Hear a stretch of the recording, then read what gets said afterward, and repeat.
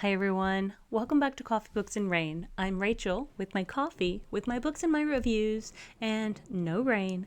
But it's incredibly cold, so I have my big sweatshirt on and I have my sweatpants on, and I am trying to stay cozy. But we are diving into the book that I just finished a little earlier today called Jake's Magical Market by J.R. Mathews. It is kind of lengthy. I had the audiobook. It was like 18 and a half hours long. It does say that it is 773 pages on the Kindle, so a little girthy. But one of the reasons that I picked it up is because my Audible recommended it to me because it is narrated by Travis Baldree. Now, Travis Baldree does the Legends and Lattes series, and I really enjoy his narration. He does a fantastic job. So when I saw this one and when I saw the cover art, I was like, I am so interested in seeing what that's about. That looks incredibly cute. So picked it up, and I am so glad I did. I just looked it up on Goodreads. This is my first time seeing the Goodreads, and apparently a lot of other people also really like this book as well. So the fact that it's been out a little over 4 years now, and this is my first time hearing about it, that's why I'm putting it out here for you guys, because I think you guys might like it. So let's dive into the summary and we'll go from here. So it does say that it is book one of a series, but we'll get to that in a minute. Meddling gods, a magical card system, an apocalypse no one could have predicted. Jake is working at the neighborhood market under his apartment when the world ends. He expected nuclear war, a computer virus, or even climate change burning everyone to a crisp to bring about the downfall of civilization. But cruel and arbitrary gods from another world? Who would have guessed that? When these cruel gods shuffled Earth like a deck of cards, nothing was in the same place anymore. Monsters, dungeons, and magical items appeared scattered across the globe, and suddenly, everyone has access to a new, strange, magical card system that gives them magical powers. Jake, wasting his day slacking off in the cooler as he usually did, found himself alone in a completely new and very dangerous world. Can he learn to survive? Can he collect enough cards and create a good enough deck to fight back against monsters that have overtaken his former home? And why are these strange people that look a lot like elves knocking on the door of the market he's hiding in and asking to buy some goods? The gods may have stacked the deck against him, but Jake may have a few cards up his sleeve that will help him survive. So because it's so lengthy, I'm really just going to kind of hit surface level stuff in it because, again, it's kind of lengthy. If I tried to give you a whole rundown of the whole thing, I think it would take me quite a while. But it is fantasy, magic, audiobook, sci-fi fantasy, post-apocalyptic, and a little bit of time travel and fiction. So one of the things I kind of noticed right off the bat was, in my personal opinion, it is cozy fantasy, mixed with a bit of Dungeon Crawler Carl, mixed with a bit of, let's just say, Yu-Gi-Oh cards. I could say Pokemon cards, but Pokemon cards seems to represent creatures, where, maybe Magic the Gathering cards are better. Maybe that's a better description. Because also Yu-Gi-Oh cards tend to be kind of character-driven too, where you play a dark magician against a blue eyes white dragon or something. But maybe it's more like Magic, where you have a lot of equipment and skill. I'm guessing skill-based stuff. I have a friend who would probably chastise me for trying to for trying to explain Magic the Gathering, and I'm not going to try to.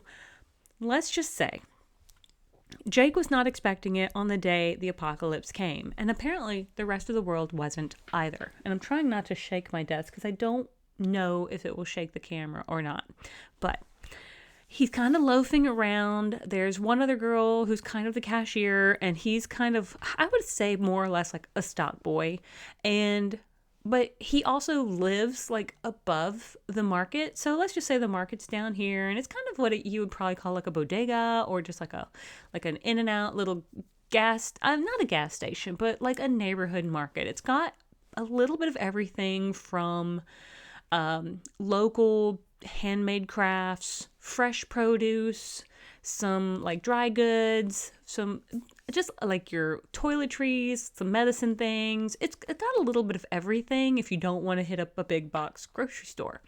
And well, he's kind of loafing around in the freezer when his cell phone goes dead. Everything just kind of, his cell phone goes dead. And I don't know if the power goes off, but I think it potentially goes off. Well, at that point, he picks himself up out of the freezer to go ask the girl at the register, like, hey, did your cell phone go down? He notices the TV's not on, and she's not there. She's not at the register. So he's like, well, that's weird. And then he starts to hear people like shrieking outside. So that's really weird. Like, why? So he goes to the door to try to figure out what's going on, like who's shrieking. And that's when he discovers that the world outside of his store and outside of his shop are not the same that they used to be. Now, there are still cars out there, and there are still some fairly recognizable buildings, but there are also creatures running around that are not familiar to him.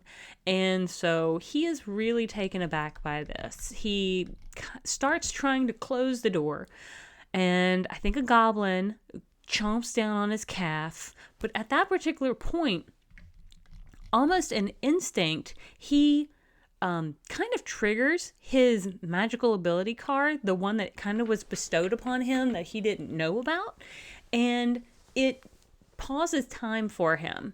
And so in that moment, that paused time moment, I think he's got about 30 seconds or so, he is able to pry off that creature from his leg and get to a safe spot and kind of get safe before time resumes itself.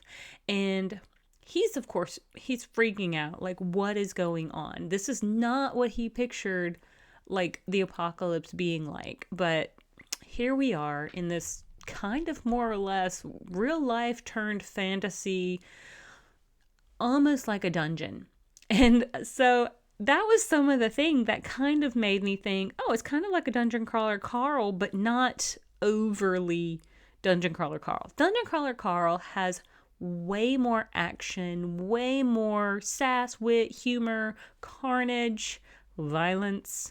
This one is like cozy version of that. There are, in fact, some dungeons that he goes into. So not too long. After about a few days, he kind of starts getting his bearings.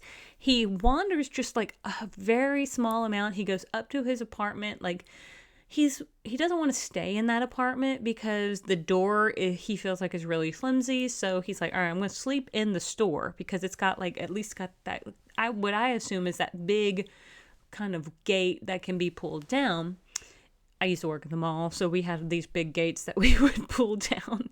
And so I assume he has one, which makes him feel safer. Like the store itself feels safer than his apartment. Totally makes sense in my personal opinion. But from there, he really starts to try to figure out, okay, what is this card system thing? And so he kind of like experiments with his own. He does go out. There was a lady who kind of got halfway eaten. He goes out and he's able to get the card that was linked to her. And she kind of seems to have like a fireball card or something like that. So he adds it to what, I don't know. I'm in my mind, I kind of pictured it like a virtual deck. Kind of seems to come out of his chest. I don't know. Like, I wanted to picture it like you have your card deck on your arm like Yu-Gi-Oh! Where you can kind of move things around. Because there do seem to be slots he can equip and equipment he can equip and things of that nature. So we definitely very quickly, from that particular moment of the apocalypse, quickly shift gears into a fantasy realm where pretty much anything is possible. And I thought it was pretty fun. Now, understandably, I guess not everybody is like the biggest fan, but at least for the first 50% of the book, it was like really fantastic. But even though like this one particular person, Jacob Prophet, says tone completely changes at about 44%. 50%. I was audiobooking it, so I wasn't really paying. I was not clocking the amount of time that was still left. We do get a darker, grimmer tone. And so I think I was a little upset that we didn't stay with that lighter fantasy like idea. Like that was why I liked the beginning part so much, is it kind of had a Legends and Lattes feel, because I think it was because Travis Baldree was reading it to me, but it was cozy fantasy with some things on the line, some pretty significant stakes. And we had been kind of dealing with the fact that a lot of other humans beyond Jake were kind of assholes. Jake seems to be able to get along pretty well with like the elves and the gnomes and some others that come along. I think there's like a minotaur guy who seems totally cool, but Jake is like one of the few humans that we've kind of encountered, at least in the beginning, that Jake kind of like seems to be the only decent human, and that kind of sucks. But I don't know. I don't know if it's the trauma from having your world flips upside down or just the assholes survive. I'm not sure. But we do, like, along the way, we kind of have some other people come up. So I'm not going to say all of them, but at least, like, for a significant portion, I am just like, wow, humans really are assholes. Maybe we didn't deserve to have this planet. Now, one of the things I also want to mention is it feels like once this transition, which is what they call it, transition occurs, where this fantasy realm takes over, there's dungeons, orcs are building a civilization, gnomes have queens, all this sort of thing. It feels as though some of the other like races of beings, you can just kind of pull out any D&D book and kind of pick a race and class, and you're going to have them within this book. They feel like tourists a little bit. At least the high elves do. They come in. They were some of the first people to visit Jake's shop, and so really kind of help him understand what's going on. And they're the ones who, I wish I could remember that guy's name, because it sounds like Arfoffen or something. I know that sounds terrible, but I swear it's something like that. And I was just like, yes, I just want to make up a character whose name is that. Like, that's just a dumb name, but it sounds like something you would have, like, a high elf have.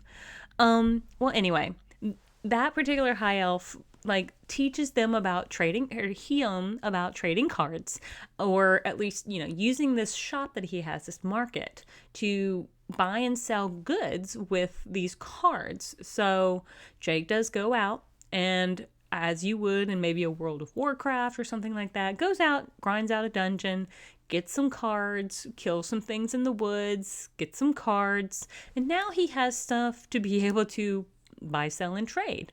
Well, his Minotaur friend ultimately also tells him about a civilization or a city or a town that is kind of a little bit of a trek away. And so Jake wants to go visit that. And overall, like I said, the first 50% of the book, which is really kind of like the main part that I wanted to talk about because it was just so darn cute, it was fun. And, sorry, it was just my coffee kind of giving me a little air bubble. Anyway, I hated that the second part of the book, like, it wasn't like, okay, cozy fantasy, then we have, like, up here, grim, dark, tortured, murder, mayhem, betrayal, blah, blah. We didn't come back down and, like, level it all out, in my personal opinion. I felt like we just never got back to the part that really hooked me in the beginning, because by that 50% point, I was utterly hooked. I was really not going to, like, put it down at that point. So there is more in the series from what I'm learning, and it looks like there's 3. And so book number 2 is a trek through time which all I can tell you about that one is someone makes a comment. John Svensson says the second book starts when he gets portaled to another slightly dystopian world. Once there, he's lost, but he manages to find work and from there elevates himself enough to join an order of knights, which is quite interesting because that feels like a lot going on for poor Jake. Especially since Jake was at the very beginning of this book kind of a slacker, kind of someone who liked to skate by. And even he makes the comment that this particular world that he's now living in, this post-apocalyptic world where everything's changed from the landscape to the people to the beings that he encounters, feels more suited to him now. He very quickly became a responsible shop owner. He went out. He kind of had an issue killing things, but kind of not really, since a lot of those things were trying to kill him too, or threatening his safety and sanity or his community. He does also seem to, at least in the beginning, this little area that he was more or less transported with into this land in the transition, he kind of becomes the mayor. So he's very responsible for it and rents out the rooms and things like that of his old neighbors. Just very, very interesting. But I had a lot of fun with it. Slightly less fun with the second half, but I am going to pick up the second book in the series. I am excited to see where he goes next. Like I said, there is a cozy fantasy element mixed with maybe Magic the Gathering when it comes to like putting these decks together and I guess playing your cards right.